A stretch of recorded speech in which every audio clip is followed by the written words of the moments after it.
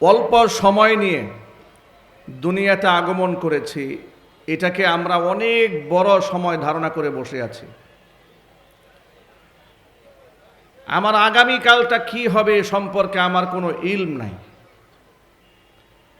কোরআন মাজিদ আল্লাহ বলেছেন, ওয়ামা তাদরি নাফসুম মাযা তাকসিবু গাদা, বান্দা আগামীকাল কি করবে সেটা সে জানে না। ওয়ামা তাদরি নাফসুম বিআইয়ি আরদিন তামুত, কোন মাটিতে তার মৃত্যু হবে বান্দা সেটাও জানে না। ইন্নাল্লাহা আলিমুন খাবীর, সব কিছুর ব্যাপারে সম্যক অবগত মহান আল্লাহ রব্বুল আলামিন। সব কিছুর জেনুইন খবর একমাত্র কার কাছে আছে? আল্লাহ পাকের কাছে আছে। যদি মানুষ আগামীকালের খবর জানতো যে আগামীকাল আমার কি হবে, তাহলে সরকার পতনের পরে এদেশের জালিম স্বৈরাচারীর দোসর যারা ছিল, তারা একটাও দেশে এভাবে আর পালিয়ে থাকতে হতো না, এগুলো অনেক আগেই পালিয়ে যেত।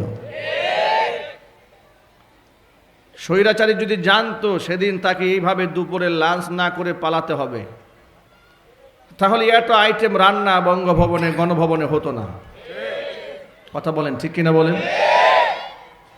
গণভবনে এত রান্না বাড়া কেন হয়েছে? কারণ জানে না আগামীকাল কি হতে যাচ্ছে। কিন্তু সমস্ত পরিকল্পনা কার কাছে?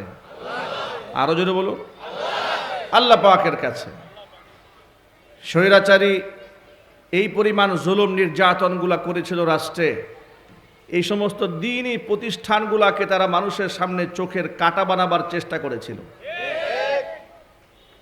সব সময় মাদ্রাসার নেগেটিভ সাইডগুলো, হাতের 5টি আঙ্গুল যেমন সমান থাকে না, আপনি যদি এক বস্তা ধান কিনেন, ওই ধানের মধ্যে বেশ কিছু চিটা যেমন বের হয়, অনুরূপভাবে মানুষের মধ্যে সব মানুষ সমান হয় না, প্রতিষ্ঠানের মধ্যে সমস্ত প্রতিষ্ঠান সমান হয় না, আলেমদের মধ্যে সমস্ত আলেম সমান হয় না।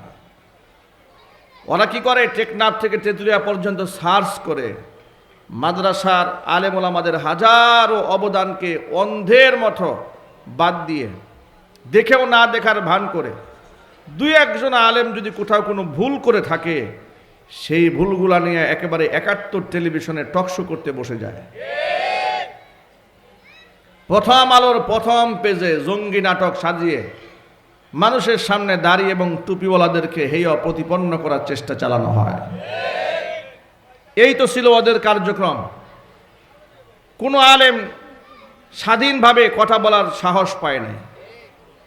যে স্বাধীনভাবে কথা বলবে তাকেই ঘায়েল করা হবে। গাজীপুর জেলার বোটবাজার কেন্দ্রীয় জামে মসজিদ রমরমা, প্রত্যেক জুমার বয়ানে হাজার হাজার মানুষ দেশের বিভিন্ন প্রান্ত থেকে ছুটে আসে। এদের সহ্য হলো না, আমাকে জোরপূর্বক পুলিশ দিয়ে, প্রশাসন দিয়ে, চাপ দিয়ে আমাকে সরিয়ে দেওয়া হলো। আমাকে যখন সরিয়ে দেওয়া হয়েছে, অন্যান্য হুজুররা সোজা সাইজ হয়ে গেছে। ওরা জানে যে একজনকে ধরতে হবে, বাকিগুলো এমনি সোজা হয়ে যায়।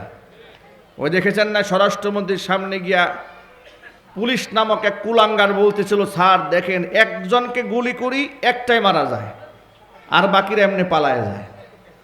মানুষ মেরে আনন্দের সাথে বর্ণনা করতে পারে যারা, কসম আল্লাহ, আর যাই হোক না কেন ওরা মানুষ হতে পারে না।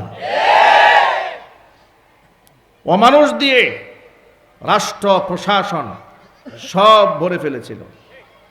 যার দরুন একটা রাষ্ট্র কতটা কারাপ্টেড হলে, কতটা দুর্নীতিগ্রস্ত হলে একটা দেশের প্রাইম মিনিস্টার পালায়, একটা দেশে সেনাপ্রধান যিনি, তার এই সেনাপ্রধানের আগের যিনি, তিনি দুর্নীতিগ্রস্ত, পুলিশ প্রধান দুর্নীতিগ্রস্ত, এমপি মন্ত্রী 300 আসনে সব পালিয়ে গেছে একসাথে।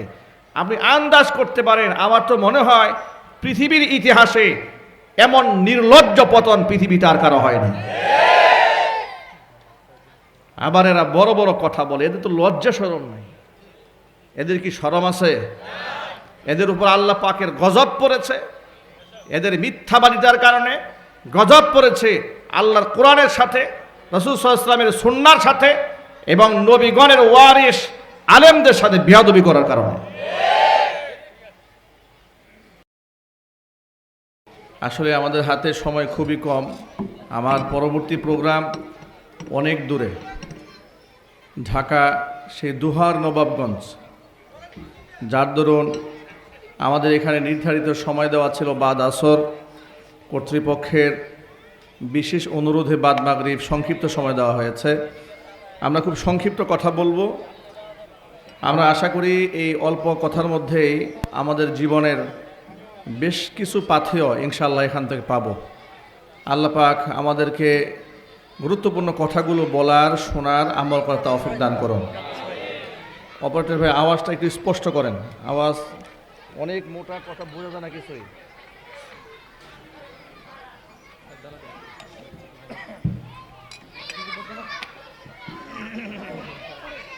আওয়াজটা স্পষ্ট করে দেন। হ্যাঁ, দাঁড়ানো ভাইরা বসে যান।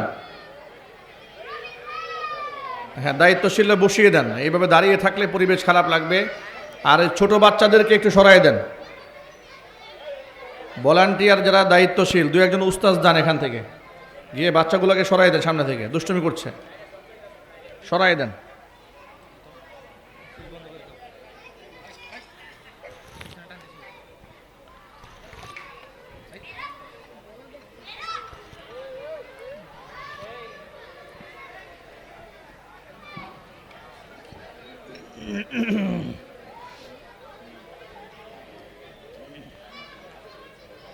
বাচ্চাদেরকে একটু সাইড করে দেন। হ্যাঁ, আলহামদুলিল্লাহ আলহামদুলিল্লাহ নাহমাদুহু ওয়া নাস্তাঈনুহু ওয়া নাস্তাগফিরুহু ওয়া নু'মিনু বিহি ওয়া নাতাওয়াক্কালু আলাইহি ওয়া নাউযু বিল্লাহ। আওয়াজ নাই, আওয়াজ নাই, এগুলো আওয়াজ নাই, বাড়াই দেন, আওয়াজ আসতে বাড়াই দেন। ونعوذ بالله من شرور أنفسنا ومن سيئات أعمالنا من يهده الله فلا مضل له ومن يضلله فلا هادي له ونشهد أن لا إله إلا الله وحده لا شريك له ونشهد أن سيدنا ونبينا وحبيبنا وشفيعنا ومولانا محمدا عبده ورسوله